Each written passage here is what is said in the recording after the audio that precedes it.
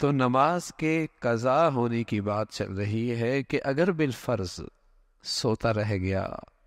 نادانی میں اسے خیال نہ رہا اور پھر نماز رہ گئی، تو سب سے پہلا کام وہ یہ کرے کہ نماز کی قضا کرے۔ سب سے پہلا کام اس کا یہ ہے، نماز قضا کرے، نماز کی قضا کی فکر کرے۔ خدا نخواستہ اس حال میں مر گیا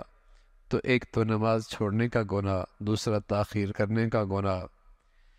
اور اگر کسی کی کئی نمازیں قضا ہو گئی تو جہاں تک ہو سکے جلدی سب کی سب قضا پڑھ لے، ہو سکے تو ہمت کر کے ایک ہی وقت میں سب قضا پڑھ لے۔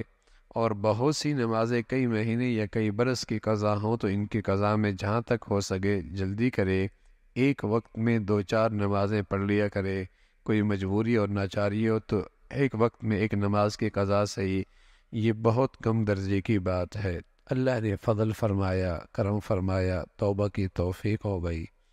تو توبہ کی توفیق تو یہ تو ہوگا کہ توبہ اس کی قبول ہو گئی، یہ تو ہوگا کہ وہ جو اس نے نماز چھوڑی تھی وہ گناہ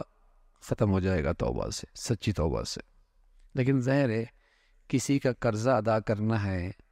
ہاں، اور توبہ کر لی، کسی کا مار زمین لی ہوئی ہے، غصب کی ہوئی ہے، کسی کا مال غصب کیا ہوا ہے، توبہ کر لی، تو یہ مطلب نہیں ہے نا کہ وہ مال اس کے لیے حلال ہو جائے گا، وہ زمین اس کے لیے حلال ہو جائے گی، دوسرے کا حق اس کے لیے حلال ہو جائے گا۔ میاں توبہ کرنے سے یہ ہوگا کہ وہ جو تم نے غلطی کی تھی اس کی تو معافی ہو جائے گی، اس کا حق تو واپس کرو، اس کا حق تو واپس کرو۔ اگر روزے نہیں رکھے، توبہ کر لی، تو روزوں کی قضا تو کرنی ہوگی، نماز نہیں پڑھی اور قضا تو کرنی ہوگی، زکوٰۃ نہیں دی تو زکوٰۃ تو دینی ہوگی، کسی کا حق مارا ہے، مال لیا ہے، زمین لی ہے، توبہ کرنے سے وہ گناہ تو نہیں ہوگا، حق تو اس کا واپس کرنا ہوگا۔ تو جو حق واپس کر سکتے ہیں وہ تو کرنا ہوگا۔ ہاں، وہ جو تم نے نہیں پڑھی تھی، اللہ توبہ کی برکت سے وہ گناہ معاف فرما دے۔ لیکن یہ مطلب نہیں کہ اس کا مال تمہارے لیے حلال ہو جائے گا، یہ مطلب نہیں کہ تم نے زکوٰۃ نہیں دینی ہوگی، یہ مطلب نہیں کہ تم نے روزے نہیں رکھنے ہوں گے، یہ مطلب نہیں تم نے قضا نہیں کرنی ہوگی،